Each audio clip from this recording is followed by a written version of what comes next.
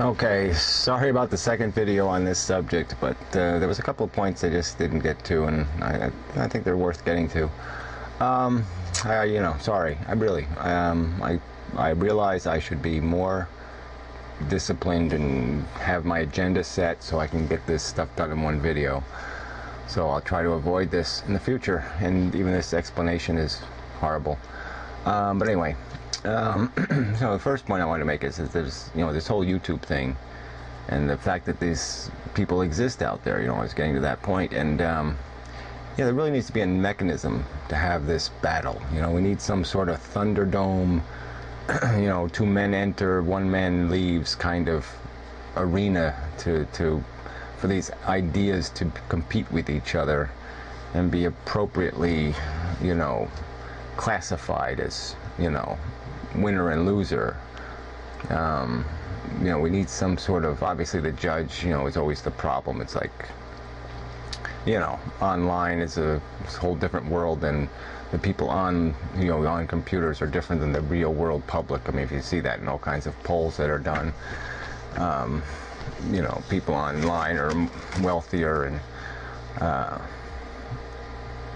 maybe more intelligent. I don't know if that's part of the ingredient here, but anyway, they have a different opinion generally than the general public. But anyway, it just seems like there should be some way to fight this stuff. Some way to make them pay a price for their beliefs, and just some little, not talking about a real price. I just mean some way to have the fight that's got a little more of a you can punish them a little better than this ownership crap and stuff, because it's not as, there's no, like I said, there's no price for it. You don't pay any price really, and there needs to be a like either you get to take everybody's subscribers, or you get, there's got to be some way we can compete and challenge each other and risk something that would just make it more interesting, and maybe it would force people to make better arguments. So anyway, and then the second point I wanted to make, I was sort of getting to it at the end of the other video, was it's not only that it's not government's intent to be corrupt, it's not inevitable. Accountability is easily installed. It really is. It's just a matter of will. It's not a matter of way. There's tons of ways of doing it. I mean, we can have an accounting of everything a public servant does. Every hour they work, every conversation they have, everything they do can be properly recorded now, and we have the technology to do it. We have the technology to put a camera on every cop's head. There's nothing stopping us from forcing accountability. There's nothing stopping us from, like I said, giving, judges polygraph tests. It doesn't prove anything, but certainly an indication of things, and it can allow us to do what's appropriate based on the circumstance. But there's all kinds of mechanisms of accountability. We can have a separate government branch that's only does sting operations. I mean, all day it tries to find corruption in government and expose it and have it prosecuted. And the last thing we should be doing is giving these assholes immunity from prosecution. That's a real mistake, and that's unfortunately the direction we've gone in. And but it's all a matter of just people. People make the decision, it's going to happen, and it's hard for it to happen in this closed political system. These Democrats and Republicans own the fucking system right now, and we've got to break that, because that's a real bastion of corruption.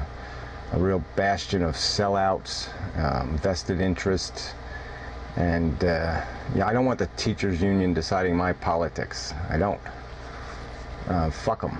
I don't want anybody else, all these other subgroups, perverting it either. I don't want it compromised to pieces before it even gets to an election, before it even gets to be compromised in the battle that will take place in the Congress.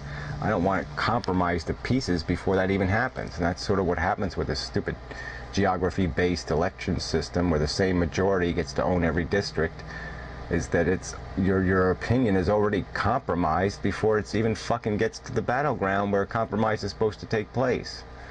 So, you know, we have to get rid of that pre-compromisation that takes place, and then we'll have more accountability, because that's really what people want. I think the vast majority of people want accountability, and their two parties aren't offering it. Neither one is giving that as a choice. You know, they're just not imposing it, not hard enough, not real enough. And you know, the idea of public servant should really mean what it says. They should be public servants. And if they're guilty of a corruption or a violation of the public trust, they should be fucking executed. I mean, fuck them. And I'm not talking about having a blowjob in a hallway. I'm talking about corruptions. I'm talking about violations of the people's interests. A sellout, a compromise, a lie. That's shit that shouldn't be tolerated. And so that's it. We'll keep this one short. Just wanted to finish up on those 2 points.